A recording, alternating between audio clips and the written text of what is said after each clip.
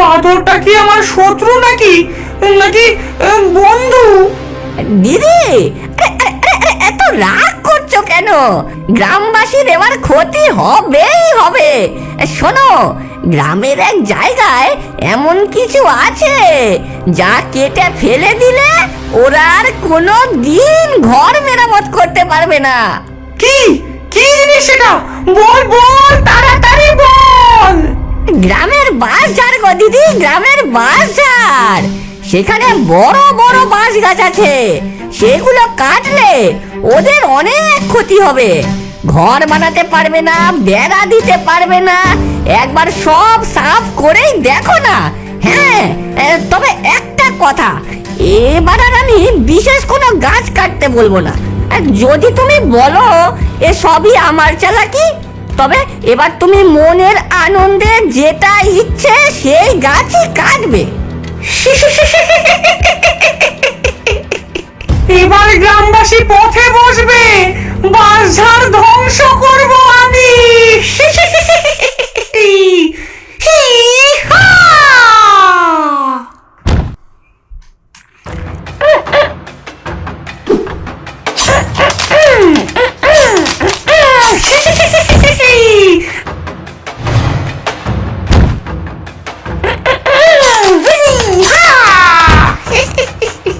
এই এক একটা বাঁশ কেটে ফেললেই গ্রামবাসীর কান্না শোনা যাবে।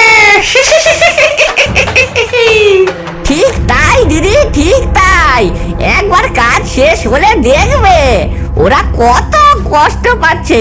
তবে সাবধানে, বাস যেন তোমার আবার মাথায় না পড়ে।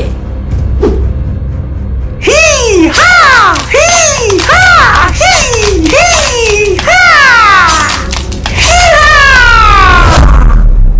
ডাইনি চারপাশের সব বাঁশঝাড় কেটে চলে যায়। পরে সে গ্রামে এসে দেখে গ্রামবাসীরা কাঁটা বাঁশ নিয়ে বাড়ি মেরামত করছে। দেখেছিস, কে যেন আমাদের সব বাঁশ গাছগুলো কেটে দিয়েছে। এখন নতুন ঘর বানাতে আর অসুবিধা হবে না। বাঁশ কাটার জন্য এতদিন কত কষ্ট করতে হতো, এবার সহজেই কাজ হয়ে গেল। হ্যাঁ হ্যাঁ, তুই আবার আমার সঙ্গে চালাকি করলি। আমি ক্ষতি করতে এসেছি আর এখানে সবাই আনন্দ করছে।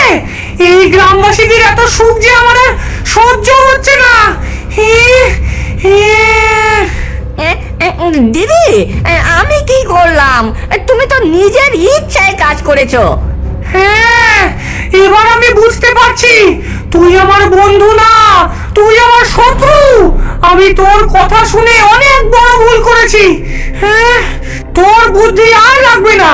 এবার আমি নিজের জাদুতে কাজ করব।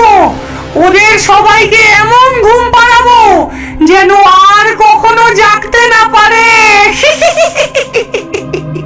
দিদি, তোমার মন্ত্র তো সত্যি অসাধারণ। তবে একটা কথা ভাবলে, মশারা থাকলে কি হবে? তারা তো মানুষের ঘুম নষ্ট করবে। তুমি এত কষ্ট করে জাদু করবে আর মশারা তো সব বরবাদ করবে। হ্যাঁ রে, ঠিকই তো বলেছিস। মশারা তো সত্যিই বিরক্তিকর। আমি তো নিজেই মাঝে মাঝে মশার কারণে ঘুমাতে পারি না। তাহলে আগে মশাগুলোকে তাড়াতে হবে। ডাইনি নিজের ঝোলা থেকে এক জাদুর ধোঁয়া পাত্র বের করে, তার থেকে ধোঁয়া বের হতে থাকে।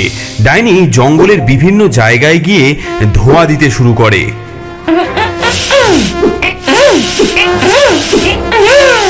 ধোঁয়া দেবো, মশা তাড়াবো, গ্রামবাসীকে ঘুম পাড়াবো।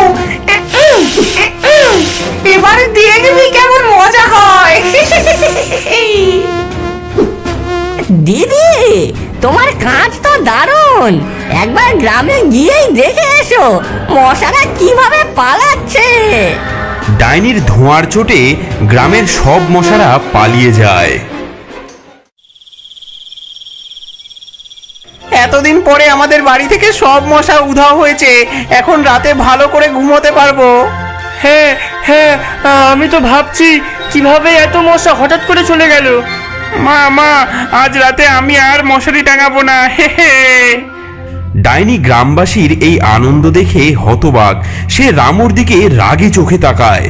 হ্যাঁ হ্যাঁ, তুই আমার বন্ধু নয়, তুই গ্রামবাসীর বন্ধু। আমি তোকে বিশ্বাস করে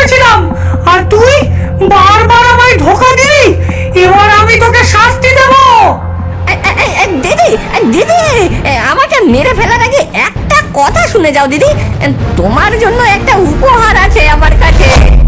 উপহার? তুই আবার কি চালাকি করছিস বাদর? চালাকি নয় দিদি, চালাকি নয়, সত্যি। এই উপহার তোমার শক্তি 3 গুণ বাড়িয়ে দেবে। তুমি হয়ে যাবে পৃথিবীর সবচেয়ে শক্তিশালী ডাইনি। বল বল কি সেই উপহার, আমি এখনই সেটা চাই। দেখো দিদি, ওই যে গাছটা দেখতে পাচ্ছ, ওটাই জাদুর গাছ। ওর গায়ে এক বিশেষ মন্ত্র আছে। ওই মন্ত্র পড়লে তোমার ক্ষমতা আরো বেড়ে যাবে। হ্যাঁ, ওই গাছের মন্ত্র কিভাবে পড়বো, কিভাবে পড়বো আমি? তোমাকে গাছের নিচে বসতে হবে, তারপর মন্ত্র পাঠ করতে হবে। কিন্তু সাবধানে দিদি, এটা শুধু সাহসীদের জন্য। তোমার মতো শক্তিশালী ডাইনি না হলে এই গাছের শক্তি কেউ সহ্য করতে পারবে না।